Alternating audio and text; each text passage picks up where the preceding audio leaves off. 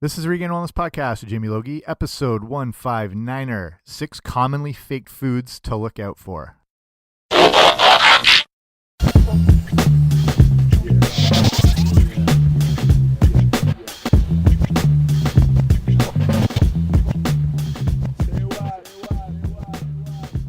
Hey guys, what's happening? Welcome back to the podcast, or welcome if you're new for the first time. Thanks for coming on out. I'm Jamie Logie. I run regainedwellness.com, and this is a Regained Wellness podcast of the same name. If you're looking for it, you're in the right place, and I appreciate you taking the time to come listen. So this one's interesting because this is based on some reports that came out on common foods that have more than likely been faked at a lot of different points depending on where you find these things, especially in like big supermarkets and when it's mass produced.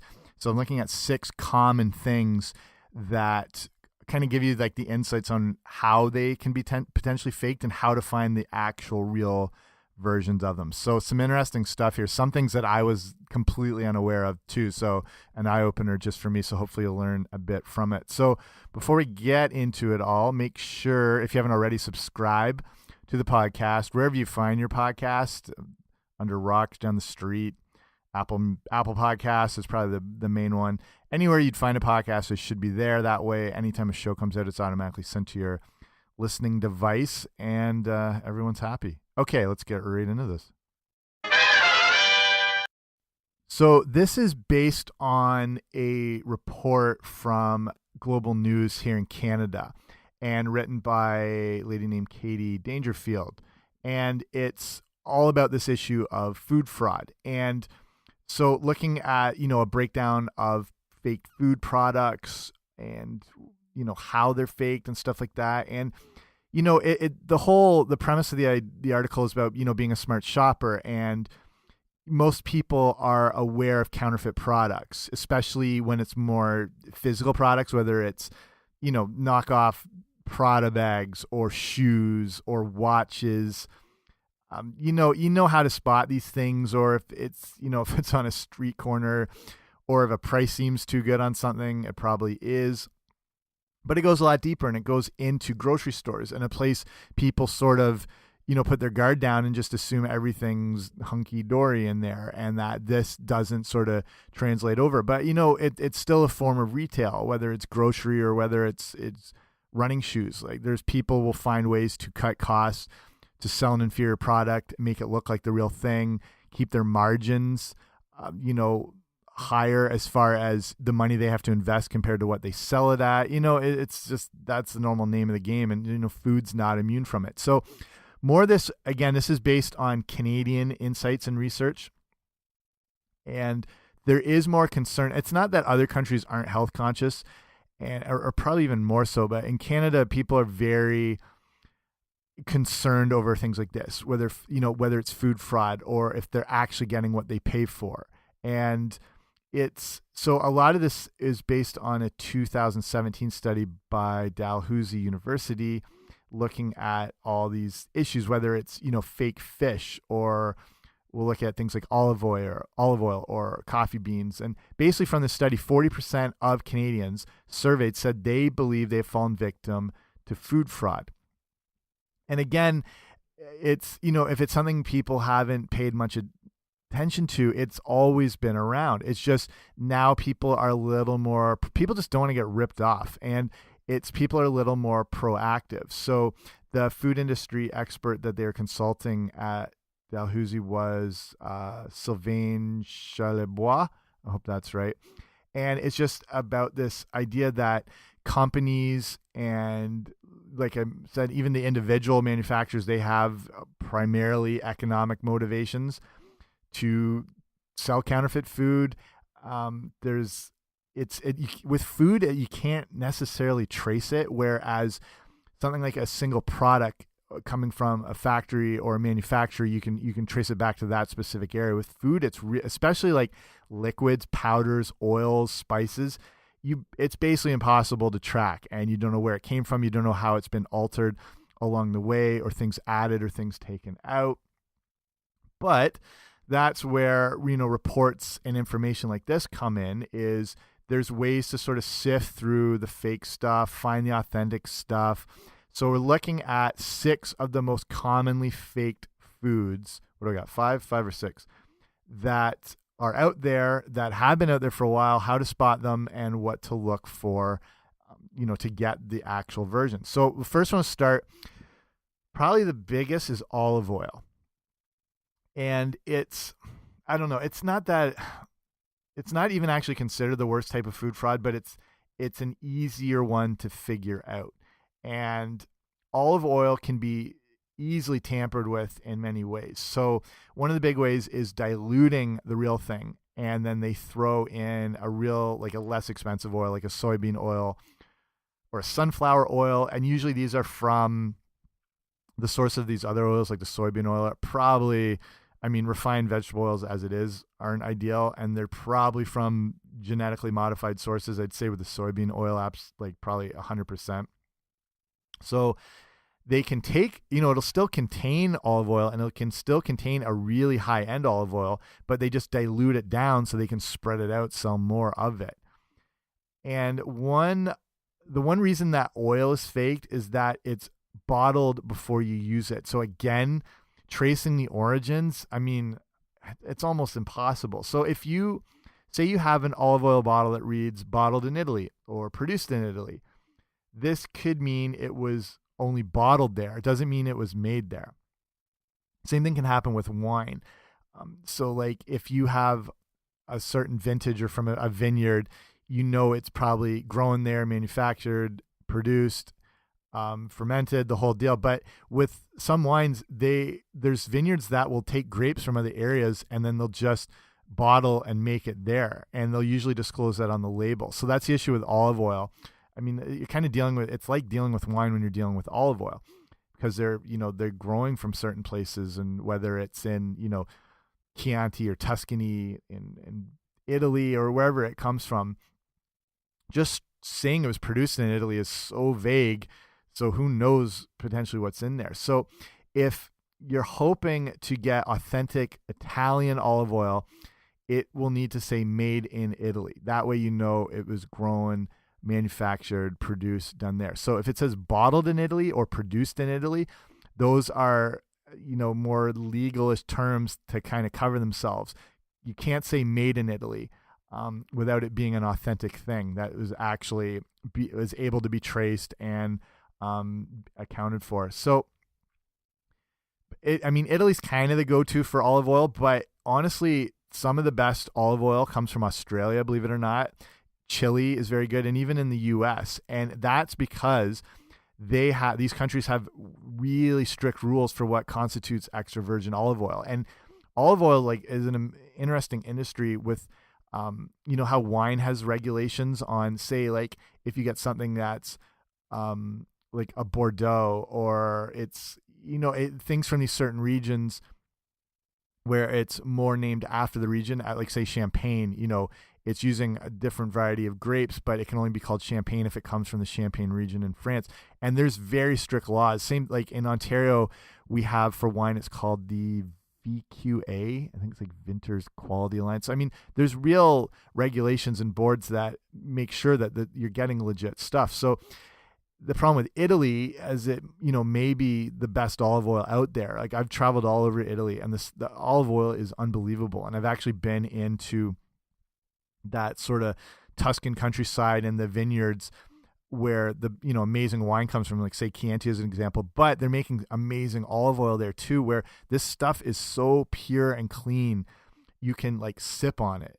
And you probably wouldn't do that with a normal olive oil, but it's an amazing product. So but it's just the regulations aren't as strict as, say, these countries like Australia, Chile, and the US. So they're much more selective, and they are just following way stricter rules for what constitutes extra virgin olive oil. So when you are getting olive oil, you want extra virgin. That's going to mean it's the cleanest one. It's processed without, you're getting a real like cold pressed extra virgin olive oil. It means there's just no heat, no chemicals, things that aren't going to degrade the product down. So it's just more of a natural pressing without, like I said, chemicals or heat, more of like a cold filtered thing. It preserves it more in its natural state. So a few olive oil tips there. Next one, this was one that was new to me, and it's Parmesan cheese. And there was actually a 2016 Bloomberg News investigation, and it found that some Parmesan cheese had wood pulp in it. Heyo. So they throw wood pulp in because it's apparently used to prevent clumping, and that can be done and is done with potato starch. So, you don't have to put wood pulp in. This is from a food scientist named Mark Johnson at the Center for Dairy Research in Wisconsin. And he said that's the way to prevent clumping. I know that that's an issue with Parmesan cheese. You're trying to sprinkle the thing out. You have one of those big containers, and there's just this ball of cheese that sort of falls out. So the thing, though, is wood pulp is actually considered safe for consumption in certain quantities. So that's why they use it, but it's because they can get away with it. Also, because they can sort of thin out the product and sell more of it that contains less Parmesan. So that's what happens. The temptation is they start to use more than necessary. It's the same thing. Like there's even like an acceptable amount of bleach people can consume. So some restaurants will use bleach to clean stuff, as long as it's diluted down into this right content, because it's safe for human consumption, even though it's bleach. And there's a lot of things that fall under this, which is horrifying. So in this case, I mean, the wood pulp's not going to kill you, but they're using more than necessary because it's obviously cheaper than cheese. Then companies can use it to undercut competition, sell it off for cheap, as usual, the way commerce tends to go. So if you're hoping to buy authentic Parmesan cheese without wood pulp, they should have that like orange juice where it's pulp free. So this guy recommends looking for the full name. So that would be the Parmigiano Reggiano. And again, make sure it says made in Italy. When you see those words made, or see the word made in Italy, you know that there is more of a strict process to manufacturing and creating this stuff. Okay, next commonly faked food, and by far the most problematic, is seafood. This might be news to you, but I think it's a little more commonly known about the issues with seafood. And it goes beyond the grocery store and the frozen fish counter. It goes right into the restaurants. And these guys are talking about, like, if you think you can avoid the fake fish thing by going to like a high-end restaurant, you're swimming up the wrong creek or something like that, which is a horrible segue. But this is a 2013 U.S. study conducted by an organization called Oceana, and found that 38% of all restaurants sampled and 74% of all sushi eateries mislabeled the species of fish served. Either they didn't know exactly what they were getting, or they're very aware and they just weren't indicating it. So with sushi, like, say, okay, if you order, the example they give, if you order a red snapper fillet and get another type of fish, you're gonna have no idea. Do you know, like, I love fish. I eat a ton of sushi. I don't have a educated enough palate or refinement on fish to know the difference between various things, like whether it's red snapper, red tail, white tail, whatever it is, yellow-tailed tuna. I really don't know, because I just don't eat it enough. And people don't even know what certain fish looks like. So if you're getting served pieces of sashimi, you have to trust it. I have no idea if that's what it looks like when it's prepared and cut and whatever. So this is especially true if the fish isn't served whole. So if it's coming like in a sushi roll or in a bisque or in a soup, who knows what type of fish they're throwing in there. It can be just a common cheap white fish, and they can say it's a higher end thing. So the strategy is, if you're buying fish or if you're ordering it in a restaurant, is make sure it looks as close to the natural form as possible. So, obviously if you order salmon, you can see that it's clearly from a salmon, like the fillet or the fillets. You can see that it's just been, sort of sectioned off that way. So if you're buying it in a store, whatever, but if you're buying like some weird concoction stir fry and they say it's actually halibut, who knows? Like, in the case of fish and chips, who knows what you're getting? So it just means it's sort of a good tip to kind of eat things more in their whole find them in their whole form as possible. And that's the tip when it comes to fish. Okay. Big one here. The next one is honey. And it's always consistently in the top 10 list for food fraud. And this is because it's one of the most expensive forms of sugar to make. It takes a while to produce it. The manufacturing takes a long time. There's a lot of time, money, energy, and effort that goes into it. And it's easy to fake. So that's why it always shows up. And there's a documentary on Netflix, and I think it's called Dirty Money, and it's a 6-part thing. And one of the episodes that gets talking just about how, corruption in various forms. And one of the episodes is about honey and how deep this goes. So usually what happens is honey can be diluted. Again, they're using some of the real product. They're just watering it down. Essentially, they dilute it with a high fructose corn syrup. They'll use cane sugar. They'll even use beet sugar sometimes, which I didn't realize was the case.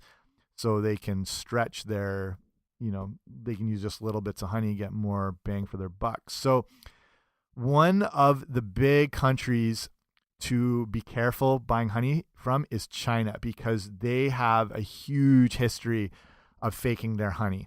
And honey has become, with the bee issue and the bee shortage, it's just going to drive up the prices of these real, genuine, specialty made honey. So when they're coming in cheap and mass produced from countries like China, you got to be careful. So, and it's happened multiple times that the FDA has temporarily suspended honey from China because of this. So I don't know. They find ways around it. Apparently they will then ship it to Singapore, and then they'll ship it from there to kind of get around this way. So, if it goes with anything, try to get this stuff locally. And, like honey is made. I know there's a place 2 minutes from me that I know sell and make honey. So I know it's easy to find. What you're not even necessarily paying that much more for it. And you might even be getting deals because you're buying these from local farmers and whatever, and there's probably not tax on it. And you can, I don't know, if you buy it regularly, they probably hook you up with a bit better deal. So, that with all food sources, but specifically with honey, buy locally. And then where it's coming from, who's made it. You're looking at the person, whether it's like at a farmer's market or a specialty market, it's not hard to find. And then, you can almost like meet the people that are making it compared to something that's come from the other side of the world, and who knows what's in it. Okay. Next commonly faked food, coffee. And it's, another one of the top food fraud contenders, because coffee beans and ground coffee can easily be adulterated. It can be stripped down. It can be changed. And look what they're adding into some of these coffee beans that you've potentially been consuming. Twigs, stones, they'll throw barley in. They can throw corn husks in. And that's all done just to increase the weight. So again, according to some of the food fraud advisors that we've been looking at here with these reports and research. So it's all about it's like fattening up something, like fattening up a cow or a pig, where they pump it full of hormones, where the actual quantity of meat or protein that you get is kind of fractured because the animal just weighs so much because of excess fat, excess water weight, stuff like that. So that's what they're doing with coffee and ground coffee. They're just bumping up the weight content to be able to sell more of it. So tougher to find. If you're buying the straight beans, you're fine, obviously, because you can see it right there. So I would say that's the way I would say avoid. If you like and you're used to buying ground coffee, that's cool, but like just grind them at home. It's easy to do. And then that way it's a little fresher. You release a little more of the antioxidant content, which is probably the main way people get antioxidants, is through coffee. But coffee has a ton of normal health benefits as far as combating things like heart disease, and it's good for blood sugar management. It's seen to, besides obviously energy, but it's more of a natural, clean energy that comes from the caffeine, and the compound actually caffeinol provides, some of these combating heart disease effects and stuff like that. So it's a really good, healthy product, as long as you're obviously not loading up with sugars and creams and whatnot and turning it into like a dessert, like a Starbucks Frappuccino or whatever like that. So I would just recommend getting it so you're grinding it fresh. getting a little more cleaner version of it and getting a little more higher, like the content, like I said, like the antioxidant content and whatnot. So then you can find organic beans. And so this is an easy one to get around, but just a heads up, if you're buying ground coffee and it's not local, who knows what might be going into it. Okay, here's another interesting one, and it's saffron. And if you cook or you're a foodie, you know saffron is one of the most expensive spices in the world. And because of that, because there's a high demand, it's also one of the most knocked off ones too. So this is according again to the Food Fraud database. Saffron, it's like little threads that it comes in a natural form, like not red, it's kind of like an orangey thing, and it can really like change the appearance of dishes because of the color and obviously the aroma. And again, a huge antioxidant source, extremely healthy, but very expensive again. So with the Food Fraud database, they're saying saffron can actually contain if you're buying a knockoff version, can contain marigold flowers, corn silk, chalk in some cases. They'll even dye onions. And believe it or not, they found strands of cotton or plastic thread. I mean, that's what they look like. They look like little threads. And companies have faked and created these plastic versions of them. They mix in, maybe a little bit, but just to sell this garbage to you. So the best way to avoid fake saffron is to buy the spice in the whole thread. So it's a little longer, and that's more difficult to fake. Like in the more refined and smaller ones, they can, but when it's longer, it becomes very clear when it's not saffron and it's like, say, that cotton or plastic thread. So if you can buy the long threads, you're more good to go. If you've never used saffron, like I get it can be expensive, but if you can find a little, you don't need a lot. Like adding into something like a paella or paella, depending on how you want to pronounce it, like completely transforms the dish. So I mean, treat yourself every now and then. It's worth doing. Hook yourself up with something like that. If it's like a specialty dinner, like something like that, and you'll see what I'm talking about. Okay, I'll probably wrap it up here. Hopefully this was insightful. I think it was, because it was, to me, researching some of the stuff that I knew and a lot more that I did not know. As far as, knowing this food fraud thing has always happened, is still happening, but just, tips and being proactive to find these things.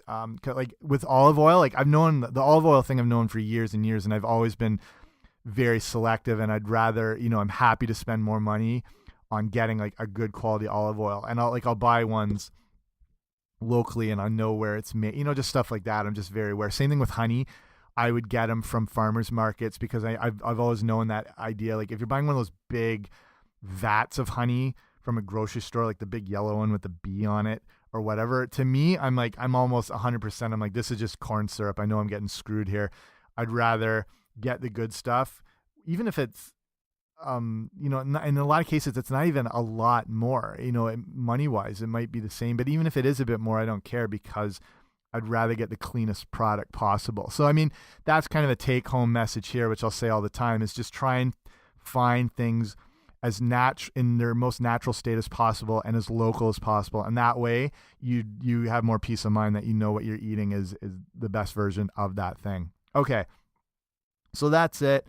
Thanks for listening. Like I said, if you haven't already, make sure to subscribe to the podcast. That way you get it automatically when it's sent out. If you really like it, leave a rating and review. That way more people can get exposed to it, and then everybody's happy.